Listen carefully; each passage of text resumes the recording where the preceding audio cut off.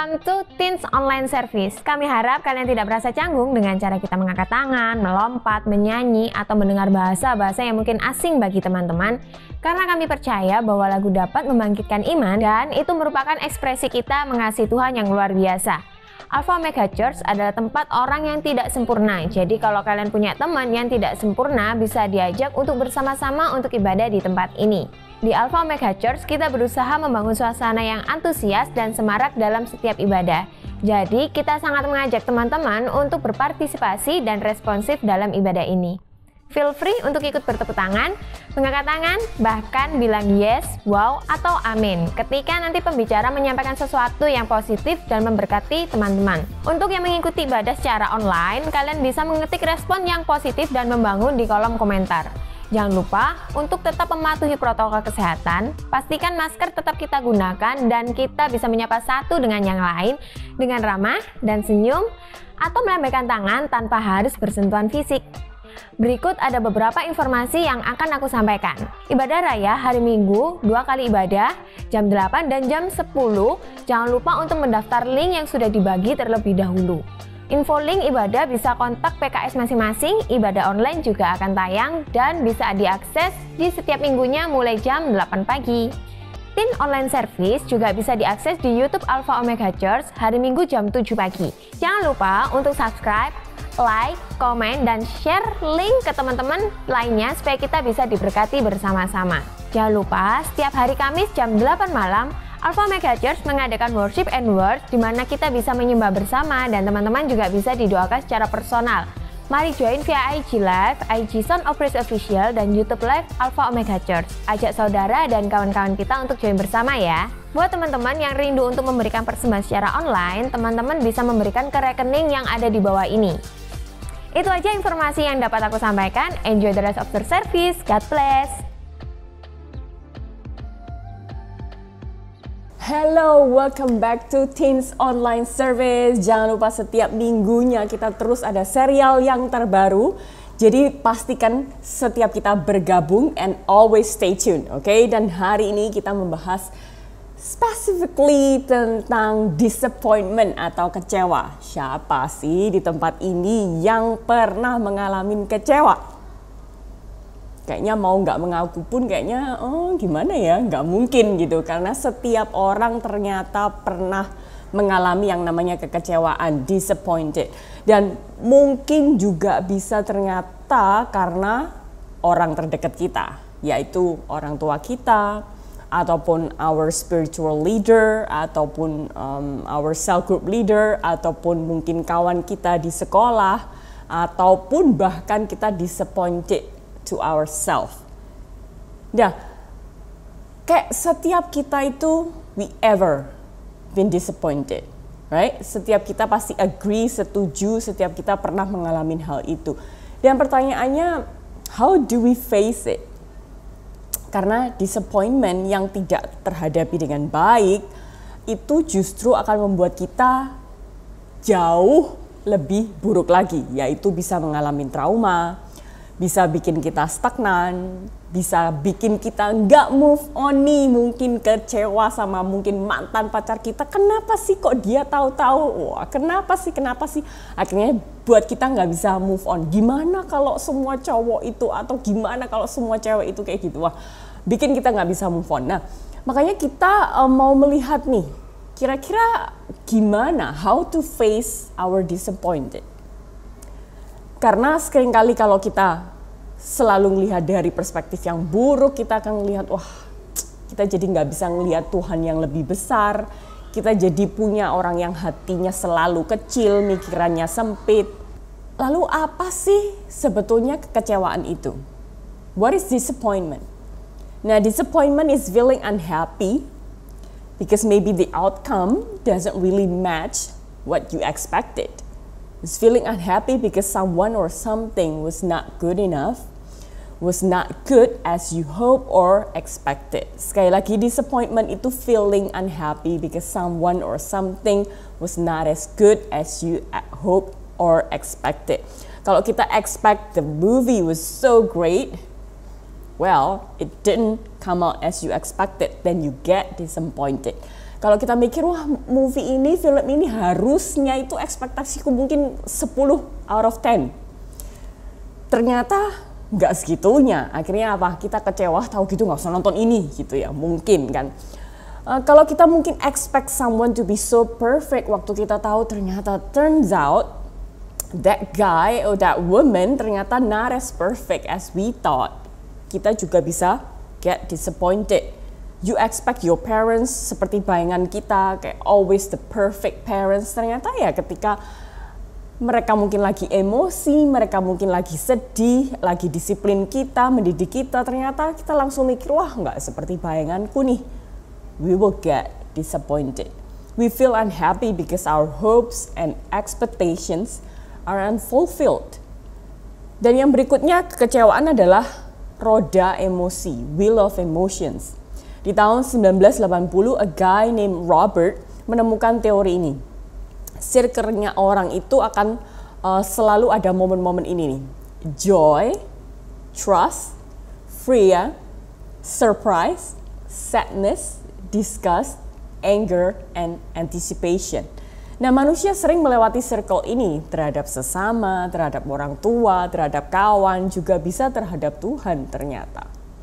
Makanya kita ada emosi selalu kayak seperti terganggu, kita bisa distracted, kita bisa feel, bored so much. Lalu kita mungkin merasa juga agresif, mengagumi, menyanjung. Kita bisa kayak ada momen-momen, situasi-situasi yang mungkin juga waktu kita expect sesuatu terjadi ternyata nggak sesuai, bisa merasa terganggu, bosen, agresif, mengagumi, menyanjung. Nah, kekecewaan masuk dalam yang namanya sadness. Saat harapan kita nggak terpenuhi, kita jadi kecewa. Saat keinginan kita nggak terpenuhi, kita jadi kecewa. Sangat situasi nggak seperti yang kita harapkan. Padahal aku tuh pergi ya, kali ini sangat antusias. Aku mikir, wah it's gonna be a great day, a great concert mungkin. Ternyata pulang-pulang nggak sesuai dengan yang aku harapkan. Kita langsung jadi down. Saat kita mendapatkan yang kita mau, kita happy banget. Tapi pada saat tidak sesuai dengan apa yang kita harapkan, kita jadi marah. Kita merasa kayak, I deserve it, but I didn't get it. Jadi akhirnya kita kecewa, kita down. Nah, penyebab kekecewaan itu apa sih? Because unachieved goals, expectation to others, maybe something or places or someone, things, ataupun juga childhood experiences bisa bikin kita akhirnya trauma dan lain sebagainya. So how to face it? Mari yang pertama kita sama-sama ucapkan bersama, oke? 2, 3, trust the bigger source. Mari sama-sama kita ucapkan 2, 3. Trust the bigger source. Kita kecewa tadi karena kita berharap entah sama manusia, sama orang tua, sama orang yang mungkin lagi dekat sama kita. Kita merasa kayak he is or she is my BFF gitu. Ataupun terhadap sesuatu, ataupun semua yang kita merasa kita itu mau expect, mereka itu bisa berharap, kita bisa berharap sama mereka ternyata nggak sesuai. Semua yang hanya sementara ternyata itu bisa bikin kita kecewa. Kita kecewa karena kita mengandalkan pikiran kita sendiri, kekuatan kita sendiri. Karena seharusnya ya 1 + 1 itu sama dengan 2. Ternyata hasilnya mungkin 0. Kayak kita, wah kecewa banget nih. Kayak sedih banget nih. Kok bisa sih? Karena apa? Kita selalu mengandalkan pikiran kita sendiri, kekuatan kita sendiri. Nah, biar kita nggak mudah kecewa, we have to trust the bigger source. Mari sama-sama kita ucapkan, trust the bigger source. For I know the plans I have for you, declares the Lord. Plans to prosper you and not to harm you, plans to give you hope and a future. Jeremiah 29 verse 11. Gimana kalau Tuhan itu punya rencana yang jauh lebih besar daripada apa yang sudah kita rancangkan, bahkan untuk kekuatan kita sendiri, menurut akal kita sendiri. So when life puts you down, mari kita klaim ini sama-sama. God will prosper me, God doesn't want to harm me. I have hope in Jesus. I have bright future in Jesus. Waktu kita merasa kayak ternyata kehidupan ini selalu ya mengecewakan. Selalu ada momen-momen yang mungkin kayak gak sesuai dengan apa yang selalu kita harapkan. Ternyata apa yang kita mau juga gak selalu kita bisa dapetin. Itu yang bikin kita kecewa. So let's claim this. When life puts us down, let's claim this. God will prosper me. God doesn't want to harm me. I have hope in Jesus. I have bright future in Jesus. When someone disappoint you, mari kita juga claim ini. Karena nggak bisa kita mengelak. Ternyata kita nggak bisa avoid. Banyak orang di sekeliling kita, ternyata bahkan orang yang paling dekat sekalipun. Bahkan orang yang kita mikir kayak mereka itu mama ini, kayak orang tua kita ini, ibu kita ini yang melahirkan kita. Masa nggak ngerti sih? Ternyata juga nggak bisa 100% mengerti hal apa yang kita inginkan, juga apa yang kita harapkan. So when someone disappoint you, claim this. God will prosper me. God doesn't want to harm me. I have hope in Jesus. I have bright future in Jesus. Nah mari kita ucapkan sama-sama sekali lagi yuk. 2, 3. God will prosper me. God doesn't want to harm me. I have hope in Jesus. I have bright future in Jesus. Kita sama-sama mau terus ucapkan ini. Kalau Tuhan itu udah melimpahkan buat kita. Mari kita percaya the bigger source, which is Jesus. Kalau kita cuma percaya kepada kekuatan kita, percaya kepada mungkin orang tua kita atau orang yang hanya menurut akal kita bisa kita andalin, ternyata 100% tidak. Dan jawabannya bisa gagal untuk membuat kita happy. Dan mari kita terus percaya bigger source-nya adalah Yesus. Karena apa? Tuhan udah mengatakan He will prosper us. Dia nggak kepingin untuk mengecewakan kita. Dia terus mau memberikan kita harapan, bahkan harapan untuk masa depan kita. So only trust the bigger source will calm our heart. Dan di dalam Filipi 1 ayat yang ke-6 mengatakan, being confident of this, that he who began a good work in you will carry it on to completion until the day of Christ Jesus. Mari kita sama-sama terus percaya apa yang Tuhan kerjakan itu selalu penuh dengan pengharapan, selalu untuk masa depan kita yang cerah, selalu untuk masa depan kita yang berpengharapan. Jadi mari kita nggak percaya dengan kekuatan dan akal kita pribadi, tetapi mari kita terus percaya the bigger source, yaitu Yesus Kristus. Dan yang kedua, how to face with disappointment. Let it out wisely. In my distress, I called to the Lord. I cried to my God for help. From his temple, he heard my voice. My cry came before him into his ears. Dalam Psalm 18 verse 3. Mari kita sama-sama terus juga percaya ayat ini. Ketika pemazmur lagi kecewa, stres, dia juga malah let it out to God. Dia justru sengaja untuk terbuka kepada Tuhan. Dia terus mau mengucapkan apa yang menjadi kekecewaannya, apa yang menjadi mungkin sadness-nya dia. Kenapa kok penting untuk let it out wisely? Karena if you let it out with the wrong person, they will abuse it. Percaya atau nggak percaya, semua orang itu kan not perfect, right? Imperfect seperti kita. Jadi kalau kita mengatakan atau mungkin terbuka kepada orang yang nggak tepat, justru mereka bisa gosipin kita, bisa jelekin kita, bisa manfaatin kita oleh cerita-cerita kehidupan kita yang mungkin season ini kita struggle. So let it out to God. Mari kita perlu tahu, kita harus terbuka kepada siapa, kita bisa sharing kepada siapa. Satu orang yang bisa kita percaya selamanya dan 100% yaitu Tuhan. Tuhan gak akan gosipin kita, gak akan jelekin kita, gak akan manfaatin kita. You may be asked, how can I trust a person to let it out? Dan yang kedua, kalau kita merasa mungkin perlu untuk terus bisa curhat, bisa sharing kepada seseorang, kita harus tahu ini nih. Cek orang ini nih selama ini gimana? Ember nggak? Jelek nggak mulutnya ataupun hatinya? Orang ini cinta Tuhan nggak? Atau karena dia akan berdoa dan bersimpati kepada kita kalau dia orang yang tepat untuk kita bisa sharing, bisa open tentang apa yang kita alamin. Dia cinta firman nggak? Karena biar nasihat-nasihatnya dari firman aja, bukan cuma tentang pikirannya. Dan yang ketiga, how to face disappointment. Get perspective. 1 Corinthians 10 verse 13, no temptation has overtaken you that is not common to God. God is faithful and He will not let you be tempted beyond your ability. But with the temptation, He will also provide the way of escape that you may be able to endure it. Jadi jangan pernah kita kecewa lalu kita merasa udahlah aku give up aja. Tapi mari kita terus mau percaya dalam 1 Korintus 10 ayat ke-13 mengatakan bahwa Dia Tuhan yang tidak akan membiarkan kita untuk mengalami ujian atau tes ini melebihi dengan kemampuan kita. Nah, mari kita ngelihat nih. Ini angka berapa nih? Angka 6. Nah, tahu nggak? Waktu kita ngelihat merasa kayak, oh ini angka 6. Bener nih angka 6.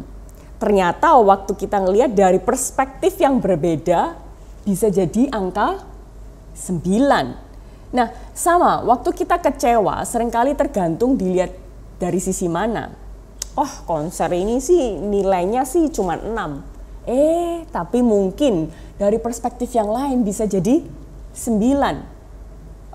Ortuku sih selalu parentsku melihat dari nilaiku ini 6. Tapi tunggu dulu. Mari kita coba rubah, change our perspective. Mungkin tapi ternyata dari perspektif yang lain, jangan-jangan nilai kita tuh 9. Leaderku ini mungkin kita merasa kayak nilainya 6. Tapi mari kita lihat dari perspektif yang berbeda, dia angkanya 9. Nah, hidupku nilainya mungkin kayak aku merasa kok kayaknya ya 6 aja ya. Tapi mari coba kita lihat dari perspektif yang lain, angka kita bisa jadi 9 loh. Dan jangan-jangan harusnya kita angkanya 9, kamu ngelihatnya 6, justru terbalik. Nah, dari sisi Tuhan, no temptation has overtaken you. You are loved by God. You are special for God. God wants you to have a bigger perspective. Mari kalau kita selalu Tuhan melihat kita dengan angka 9, just don't look down on yourself. Sehingga kita melihat diri kita sendiri justru malah dengan nilai 6. Mari kita melihat dari sisi Tuhan, melihat perspektif kita dari angka 9. Selalu kita harus tetap percaya you are loved by God, you are special for God, and God wants you to have a bigger perspective. Kalau saya pernah kecewa, kita pernah kecewa, setiap kita ternyata pernah kecewa juga. Yesus pun punya banyak alasan untuk kecewa sama kita. Setiap hari kita mungkin lupa sama Tuhan, mungkin kita bahkan yang janjinya mau doa jam segini juga lupa. Tapi tahu nggak?